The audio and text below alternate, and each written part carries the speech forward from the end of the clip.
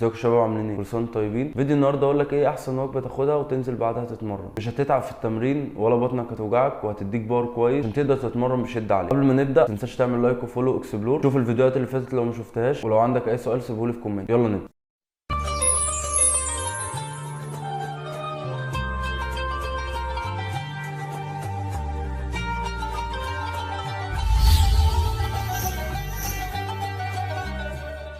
الوجبه دي يا شباب فيها كل العناصر اللي جسمك بيحتاجها من كارب وبروتين وفات. كمان هتديك باور كويس جدا وانت بتتمرن، وتخليك تتمرن بالشده الطبيعيه بتاعتك وباوزانك، ومش هتاثر عليك في اي حاجه. بالعكس، ده هتساعدك ان انت تتمرن بشده عاليه وفي نفس الوقت تقدر تاكل وجباتك على مدار اليوم. طب ايه هي بقى يا شباب الوجبه دي؟ الوجبه دي هي الشوفان. طيب الشوفان لوحده؟ لا، مش الشوفان لوحده. انت هتعمل الشوفان، هتاخد 50 او 100 جرام شوفان حسب احتياجك اليومي، وهتاخد معاه موزه ونص معلقه عسل ابيض، 300 مللي لبن خالي الدسم او كامل الدسم حسب برضو الدايت بتاعك، وهتاخد معاها 50 جرام فول سوداني او النسبه اللي انت بتاخدها حسب سعراتك الحراريه. وممكن تدخل لو انت عايز ترفع نسبه البروتين او عايز تكمل احتياجك اليومي ما بتقدرش تكمله من الوجبات، ممكن تدخل معاه سكوب واي بروتين، وبكده انت هتكون زودت نسبه البروتين في الوجبه دي. ولو انت ما بتحبش تاكل الشوفان بالشكل العادي ان انت تقطع عليه الموزه وتاكله بالمعلقه وكده، انت ممكن تغيرها، تضرب كل المكونات دي مع بعض. ولو ما فيش واي بروتين ممكن تحط معلقه كاكاو وتزود نسبه البروتين ببيضايه وتعملها بانكيك. البانكيك انا عن نفسي بحبه جدا، وجبه خفيفه قوي وما بتحسش كمان ان انت بتاكل شوفان اصلا، الموضوع هيبقى لذيذ يعني. واحلى حاجه في الوجبه دي ان نسبه الكارب بتكون اعلى من البروتين والفات، وكمان الكارب ده بيكون كارب معقد، بالتالي